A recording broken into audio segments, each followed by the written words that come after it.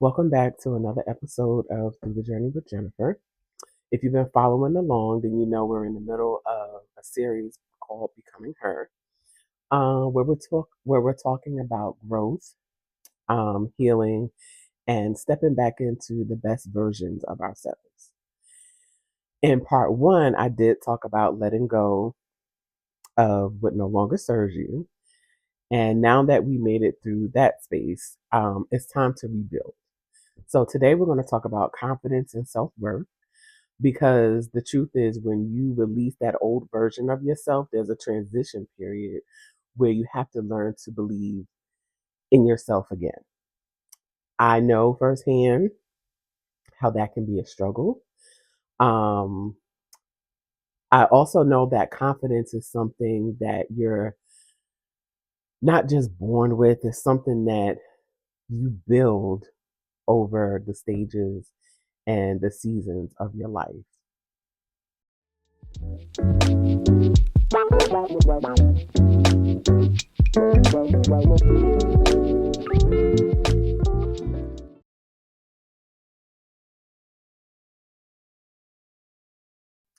For years, I felt like I had to constantly prove my worth. Um, that was in the workplace, like in my career, to my family as I was a young mom. Um, and my confidence really took a hit um, a little while ago. But I've learned that confidence isn't about being perfect, it's about trusting yourself, even when things aren't perfect, you know? So if you're ever questioning your worth or feel like you weren't good enough, let this be a reminder to you that your worth is not up for negotiation and you don't have to earn it. It already exists within you.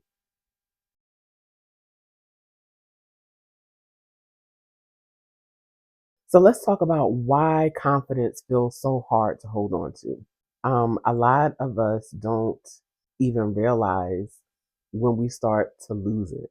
I think it happens over time through life experiences. Maybe it's a toxic relationship that made you question your worth. Maybe it's years of putting yourself last. Or maybe life just really knocked you down so many times that you really just stopped believing in yourself. But think about a time in your life when you felt your most confident. What was different? What changed? Because I think sometimes the way we see ourselves isn't based on our own beliefs. It's based on what we've been told by others. We start to shrink, we start to doubt, and over time, we forget how to trust ourselves.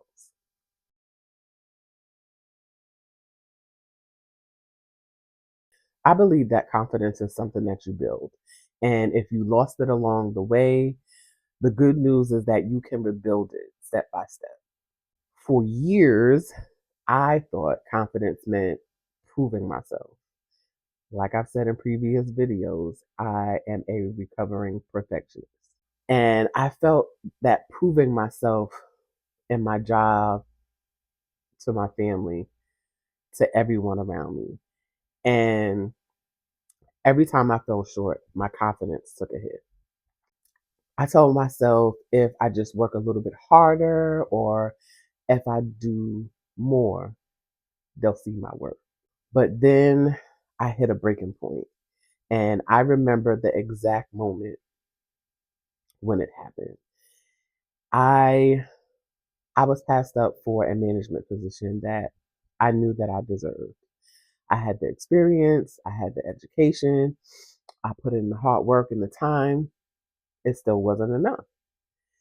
And that moment made me question everything. Even before that situation, I kind of felt inside that there was something brewing. Like when I turned 40, now I'm 44 now, but when I had turned 40, I had just graduated with my master's degree, which was a huge goal of mine.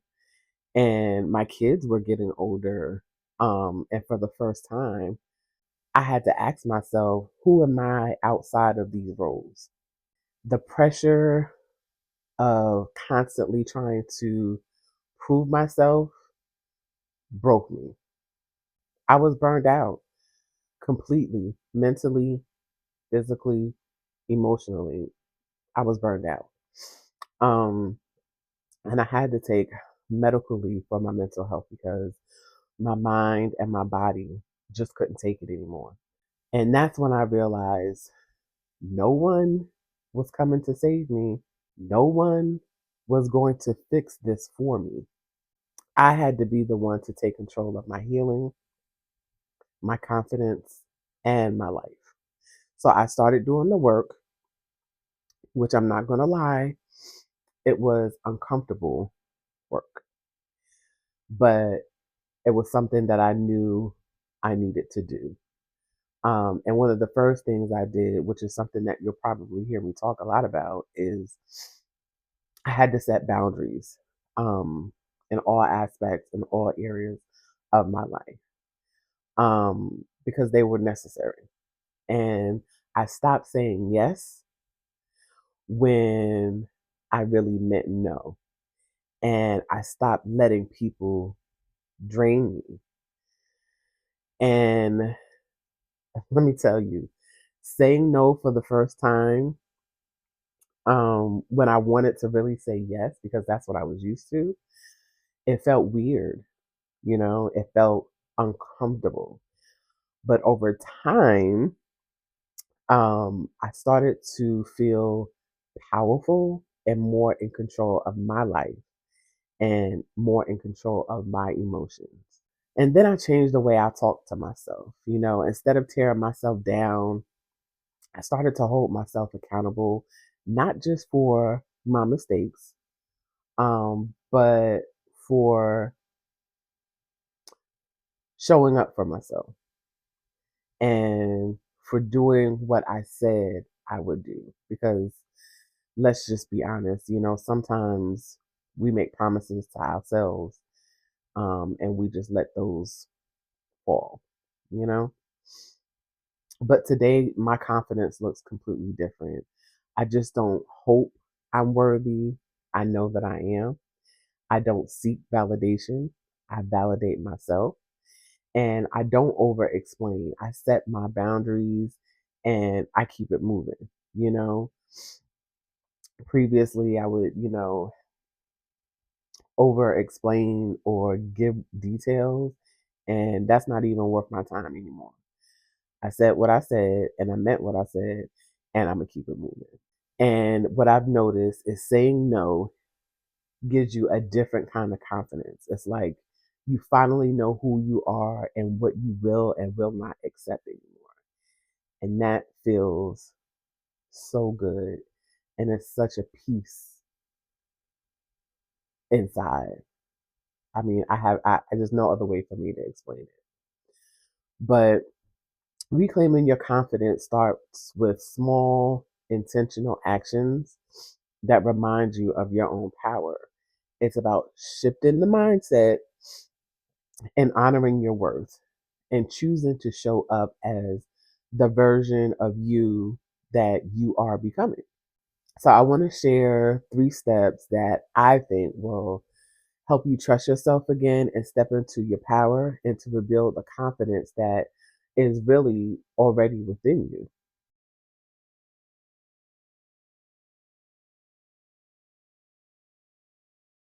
Right. So, think about how much you trust someone who constantly makes promises but never follows through. Now, imagine that that person is you. Every time you say you'll start something and then you don't, and then every time you tell yourself you'll set boundaries, but then you don't, you're chipping away at your own confidence. And this is something that I learned personally as it relates to my weight struggles. I do good and I fall off. Then I say, okay, I'm gonna get back to it I'm gonna get back on track, but then I make excuses. What I learned from that is that for me, I have to take it one step at a time. I can't just jump all into something and make all these different changes because it just doesn't work. So, if you can relate, I want you to pick one thing, just one, and I want you to follow through and see how you feel. Keep the promise you make to yourself, no matter how small, because confidence grows when you prove to yourself that you can be trusted.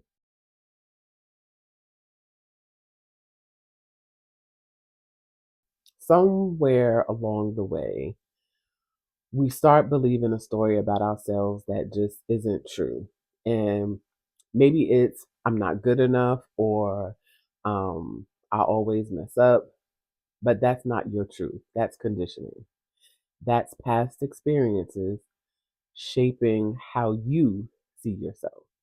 And right now, I want you to take the time and make the space to rewrite that story.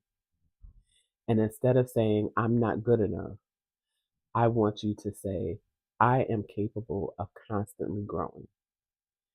And instead of saying, I'm a mess or I always mess up, I want you to say, I learn from every experience and get better every time, because your words have power and the way you speak to yourself matters.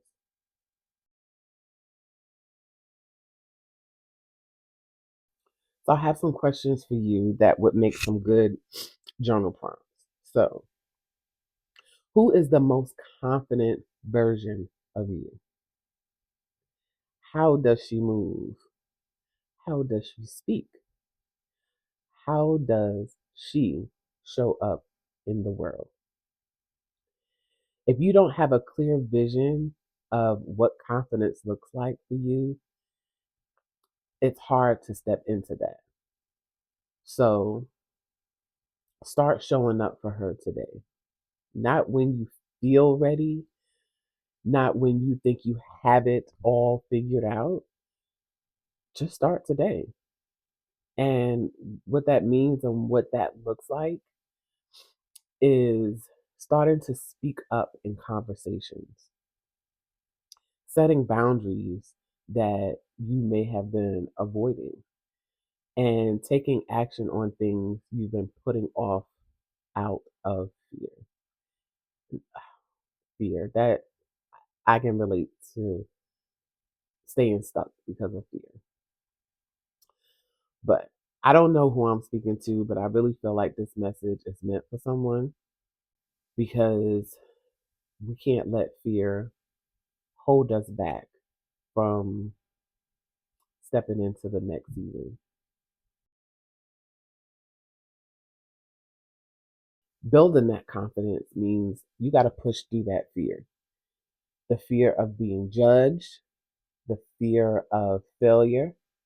The truth is, fear is a liar. The truth is, the people you admire aren't fearless. They just take action despite of fear. And that's what you have to do.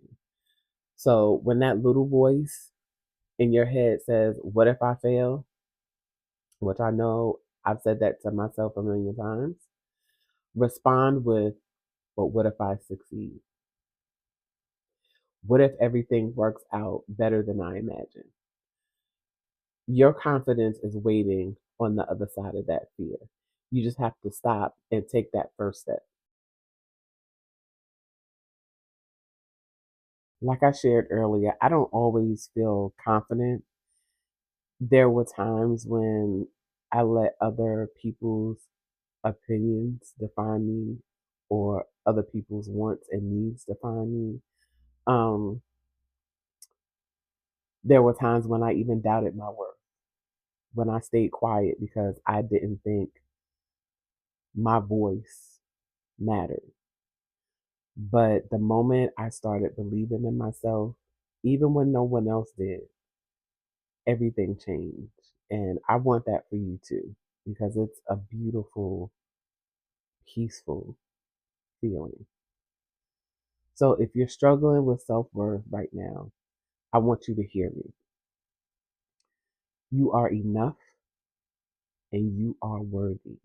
You do not have to wait for anyone else to validate you. It starts with you. Thank you for watching another episode of The Journey with Jennifer. I hope that this gave you a boost that you need to start rebuilding your confidence and self worth. As always, I do want to hear from you. So, what is one thing you're doing this week to rebuild your confidence? Let me know in the comments. And please don't forget to like, subscribe, turn on the notifications so you don't miss part 3, where I will be talking about healing and becoming emotionally stronger. Remember, confidence isn't something you wait for, it's something you create.